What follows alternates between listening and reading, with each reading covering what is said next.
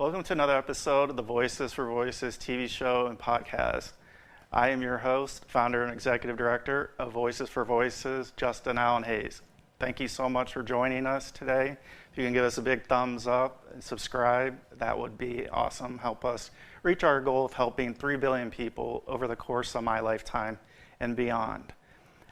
As we start this episode, as well as episodes going forward, and even that we've already recorded, just know that Voices for Voices, we are sharing information.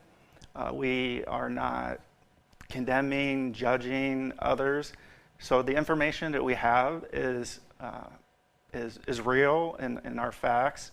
We're not going to be bringing any allegations or harassment. There are just facts, and that's what we're really trying to help with, is to just make awareness. And this episode, just like all others, is going to do just that. And we'll definitely touch on mental health and trauma because it ties into everything we do day in and day out. So we're going to start this episode by introducing past guest, David Solomon, Amanda Solomon, his wife. And so he's going to start us off with a prayer, and then we're going to continue on with our episode. Take it away, David. Thank you. So I wanted to just say that it's been an honor to be a voice for those that have their voice taken away, and I've had a lot of feedback, both positive and negative, from coming forward and coming out with information. And I'm going to lead us in prayer because there is a lot to go over and a lot of questions to answer and a lot of concerns to talk about and address. So here we go. Mm-hmm. Dear Lord, we thank you for being together. We thank you for this time to just listen, have our eyes open and our ears ready to hear, and let your will be done in this episode today, and let the truth be known, and help those who are caught in a hard place or a hard time, and give them the strength to use their voice. Thank you for letting me be here, Lord. Thank you for Justin, Lord. And in your name, amen. Amen. Yeah, so I think we can get started. As we continue, we're not trying to tear down realm makers and realm. We're looking to help. We're hoping to lift up everybody that is a part of that.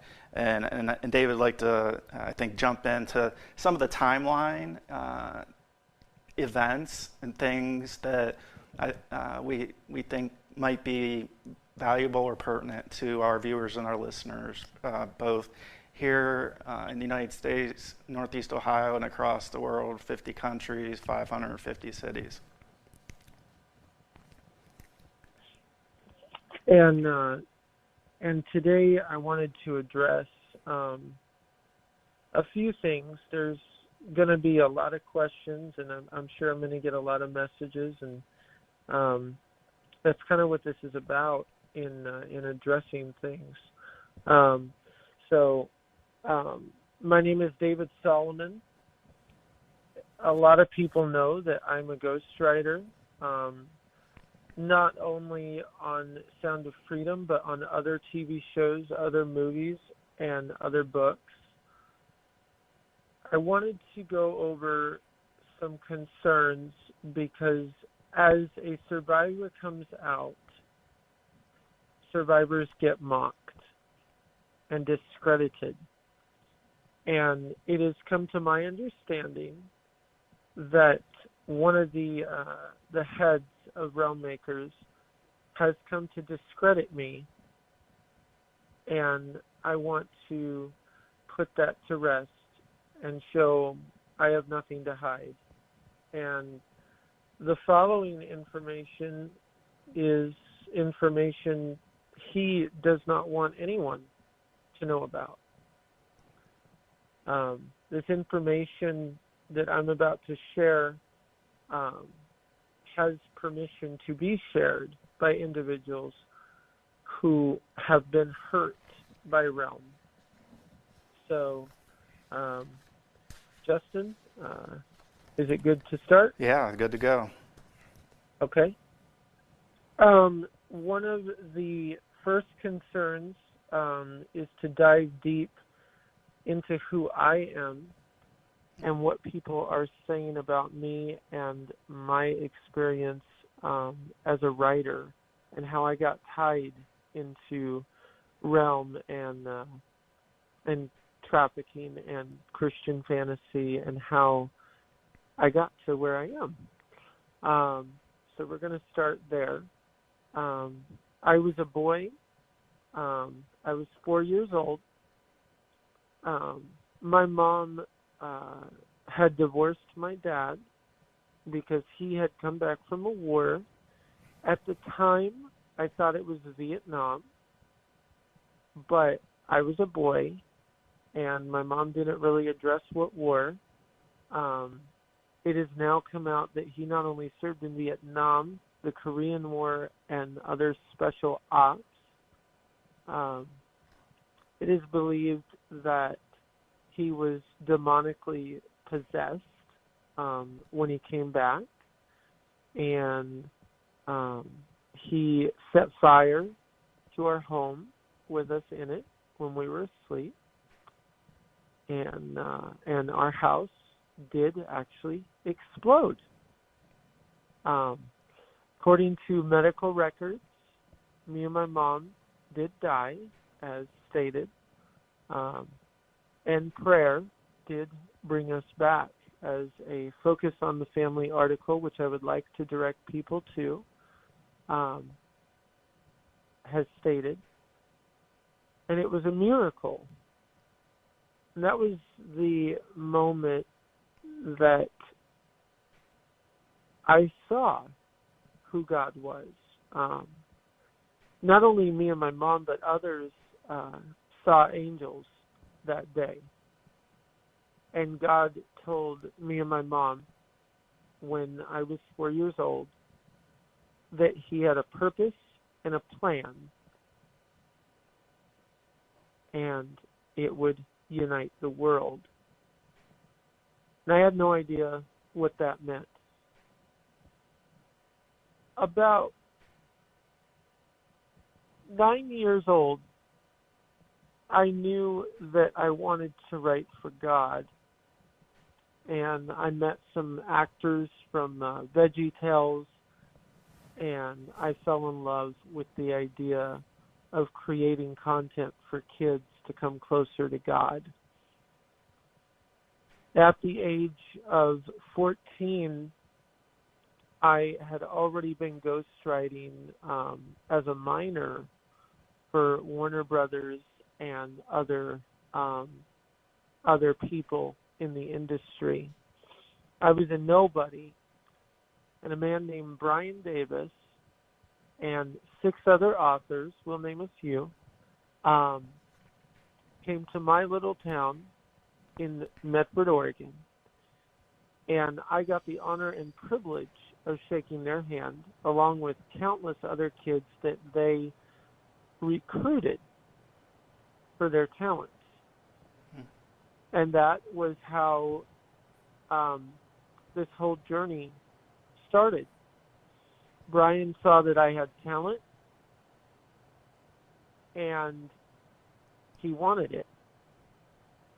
I wasn't the only minor kid that he shook hands and private messaged for years. I wasn't the only kid who he wanted to take under his wing. In fact, there were 8 others that day alone who he took after meeting them and formed relationships and bonds. To this day, one of them still writes for him.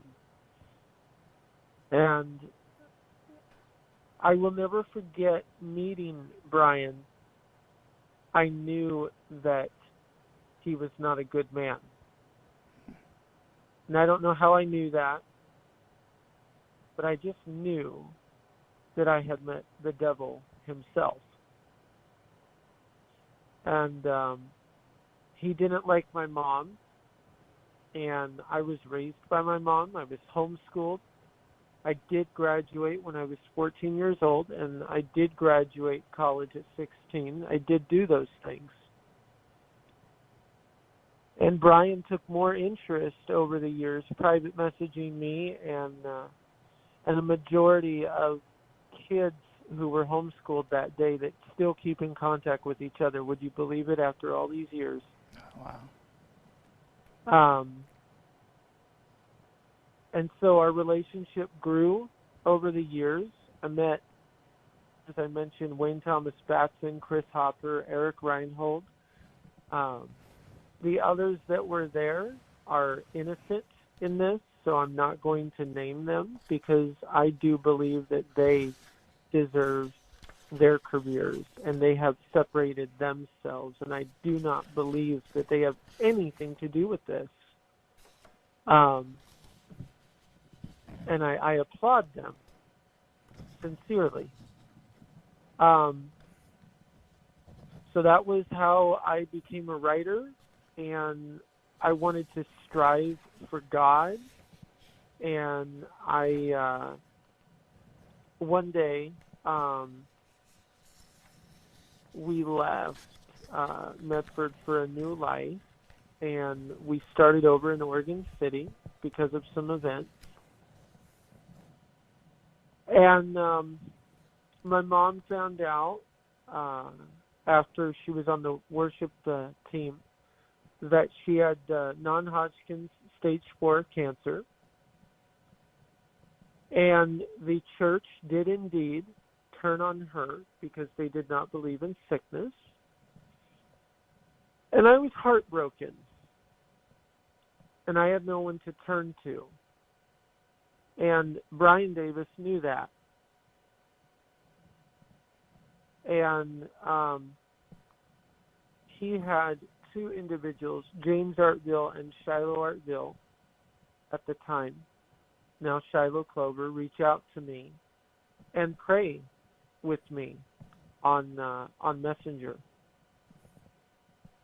And indeed, they did want to come and pray for my mom, which is it.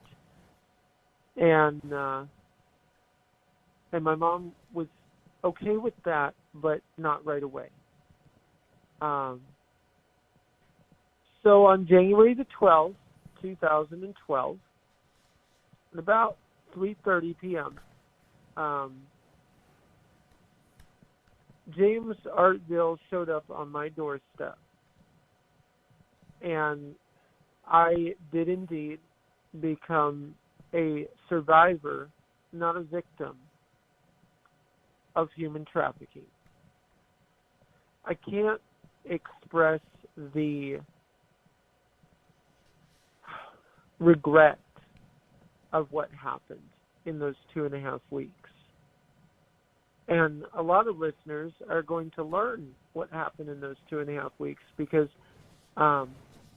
James has told different stories, and Bryan has told different stories. And the thing is, the truth is going to come out, what happened. And that breaks my heart, how many people were unfortunately hurt or harmed.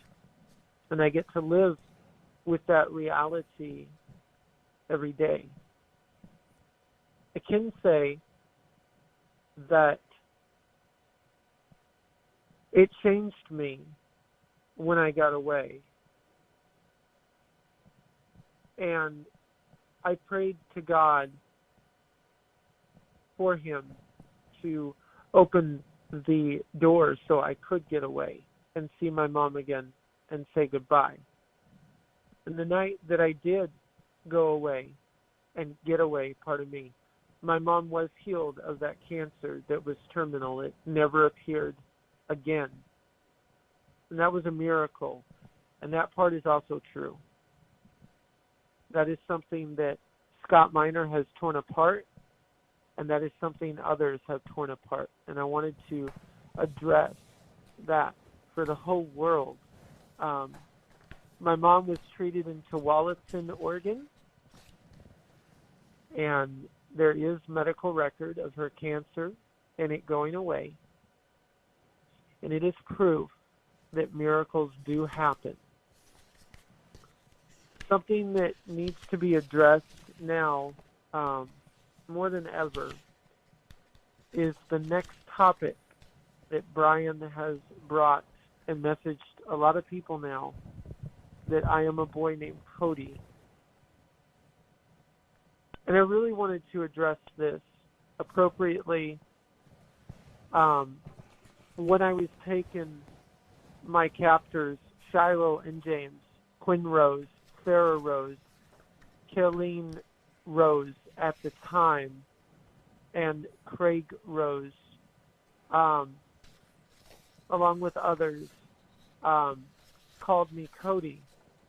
I could not pee, I could not use the bathroom, I could not eat without them calling me Cody. And if I did not listen and respond to the name Cody, I would be beaten and I would be starved.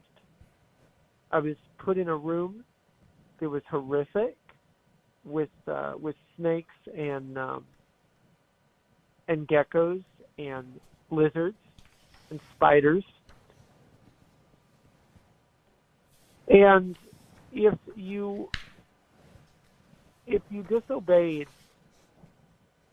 and you were in that cage and you didn't say, yes, I'm Cody, things would happen. And so the whole idea of Cody came from that moment. I don't know what Cody this was. I have an idea. I have reached out over the years to try and find those origins. So has my mom. And we've come to the conclusion that Cody may have been unalived by Shiloh and James, or he is alive today. His name is Cody Wallace Bast, and that is B-A-S-T. You can look him up online as a missing person to this day. And that will come up as Bremerton, Washington. And we are indeed the same age. We almost have the same birthday. There are some unique facial features that look alike, but then there are some that are not. I cannot speak for Cody, but I can say a prayer that I pray he is safe. I did speak with the Bremerton Police Department, and it has been confirmed so far. They do believe that he is alive somewhere out there. It cannot be confirmed if he is or not. I wanted to address Cody's mother, who Bryan, Scott Miner, James Artgill, and others have said is my mom. It is not my mom. My mom's name was Safira Osera Soldier, and her birth name was Brenda Shireen Haune, Haune. And I wanted to address that she only had one child, which was me. I was a miracle because she wasn't supposed to have children. And her birth name was Hall. And it broke her heart when Bryan said some of these things that were just harmful and flat-right abusive, shall we say. And over the years, Shiloh contacted, in fact, Justin, I think you have some of that. Shiloh contacted one of my dear friends to find out where I was, because my mom did indeed threaten Shiloh and James, saying, don't ever contact us again. You took my son. And she did go to the police department and report my human trafficking on the date that I went missing, which was January the 12th, 2012. And we do have that report, and we'll be sharing that evidence for everyone to see. We have nothing to hide. And that's what I wanted to make clear right now. Scott Miner has done things in the shadows, and I don't ever want to be accused of doing things in the shadows, and nor should anyone, for that matter. If you have something to say, don't hide it.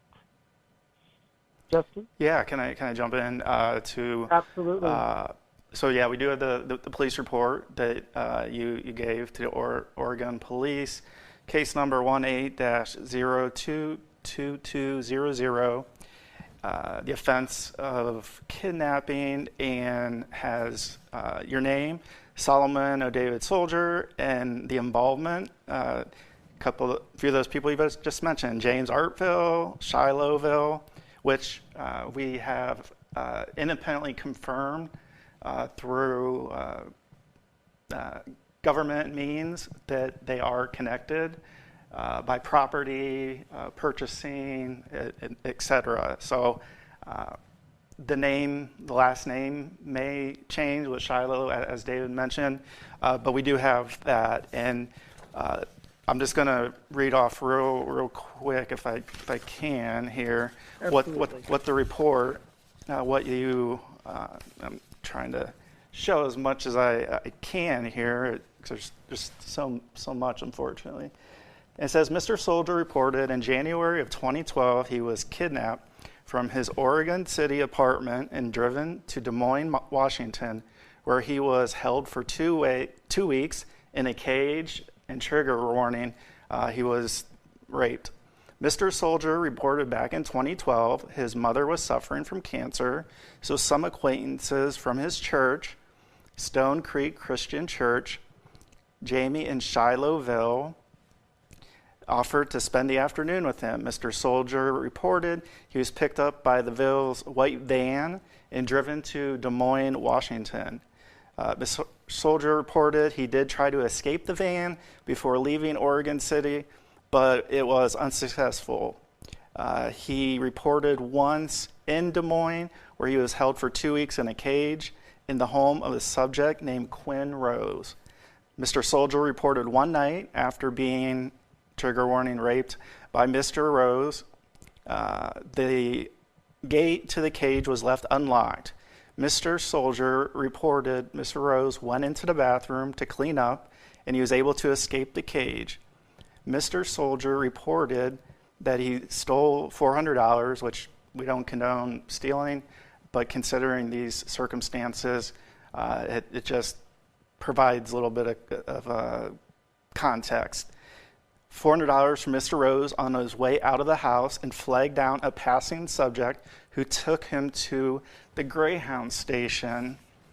Mr. Soldier reported he took the Greyhound bus back to Portland, and so we have a copy of the actual bus ticket here, as well as the email that was used to purchase it.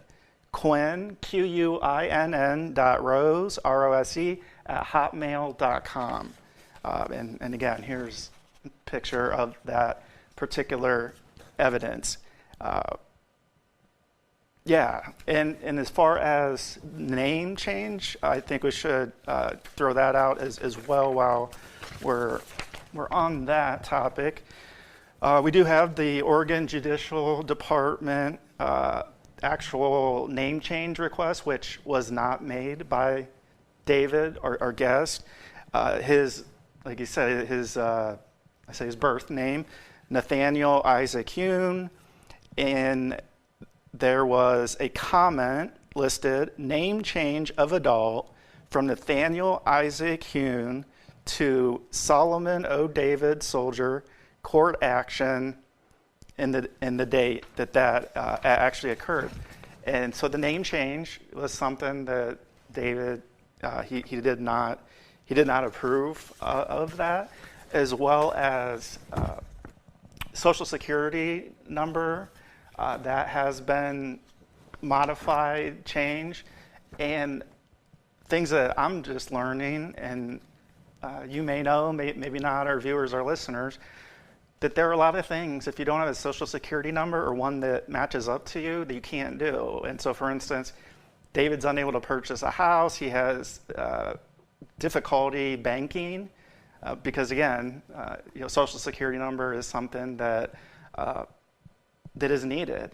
And so that actually, so you say, how's Bryan Davis, how's that he come into that? Well, David will get into here where he was able to match through a government report that the phone number that was used to change that is actually Bryan Davis. So if you just want to touch on that for maybe a minute, we're getting close. Yeah. So Bryan Davis's cell phone number, has been linked not only to the Social Security change, but also to my wife's bank account, where about 6 months ago, her bank account was changed to that number, and then some things were purchased that were very inappropriate, if I might add. And we got the notification and had to go to the bank and make a report, and indeed confirmed that it did come up Bryan Davis's cell phone. Wow. Same cell phone that is tied to that Social Security report. And it just boggles my mind how Mr. Davis can sit here and say, I don't know a lot about David, when indeed, right before I was taken, if I might add, yes, Bryan Davis sat down with Tim Long, apparently for 4 hours of his day, and talked about me for 4 hours with my pastor at the time, behind my back. Wow. And that was leading up to when I was taken. And it just shows you, even after that, Bryan went out of his way to contact any church youth pastor or college leader or mentor. He would go out of his way to contact them and find out where I was. And I wanted to address... We have a minute left. Okay. I wanted to address one other thing. Emily Hancock is going to come up in all this. Emily Hancock is someone that I worked with in the writing world, and Bryan Davis destroyed that relationship.